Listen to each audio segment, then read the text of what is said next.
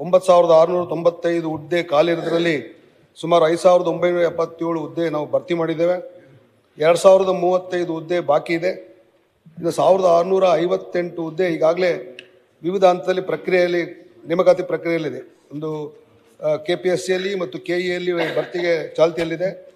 ಈಗ 2,035 ಈಗ ಮೊನ್ನೆ ನಾವು ಕಳೆದ 2-3 ತಿಂಗಳ ಕೆಳಗೆ ಏನು ಒಳ ಮೀಸಲಾತಿ ಸಂಬಂಧಪಟ್ಟಂತೆ ಚರ್ಚಾ ಸಂದರ್ಭದಲ್ಲಿ ತಾತ್ಕಾಲಿಕವಾಗಿ ಹುದ್ದೆಗಳನ್ನು ಭರ್ತಿ ಮಾಡೋದನ್ನು ಒಳ ಮೀಸಲಾತಿ ಮುಗಿದ ನಂತರ ಮಾಡಬೇಕು ಅನ್ನೋ ತೀರ್ಮಾನ ತಗೊಂಡಿರೋ ಹಿನ್ನೆಲೆಯಲ್ಲಿ ಈ 2,035 ಒಳ ಮೀಸಲಾತಿ ಆದ ತಕ್ಷಣವೇ ಈ ಪ್ರಕ್ರಿಯೆ ಪ್ರಾರಂಭ ಆಗುತ್ತೆ ಅನ್ನೋ ಮಾತನ್ನು ಹೇಳಲಿಕ್ಕೆ ಬಯಸ್ತೇನೆ. ಸಭಾಪತಿಗಳೇ, ಈಗಾಗಲೇ ಈ ಸಮಸ್ಯೆ ಇದೆ ಅನ್ನೋದನ್ನು ನಮ್ಮ ಕ್ಯಾಬಿನೆಟ್ ಸಬ್ ಕಮಿಟಿ ಗುರುತಿಸಿದೆ.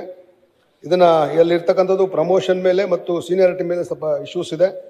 ಅದನ್ನು ಸಚಿವ ಸಂಪುಟದ ಉಪಸಮಿತಿ ಅದನ್ನು ಪ್ರಯಾರಿಟಿ ಮೇಲೆ ತೊಗೊಂಡು ಅದನ್ನು ಬಗೆಹರಿಸಲಿಕ್ಕೆ ಪ್ರಾಮಾಣಿಕವಾದ ಪ್ರಯತ್ನ ಮಾಡ್ತಾ ಇದ್ದೀವಿ. ಆ ಇಶ್ಯೂಸು ಉಪಸಮಿತಿ ಮುಂದೆ ಇದೆ, ಅದನ್ನು ಶೀಘ್ರದಲ್ಲಿ ಬಗೆಹರಿಸ್ತದೆ ಸಬ್ ಕಮಿಟಿ.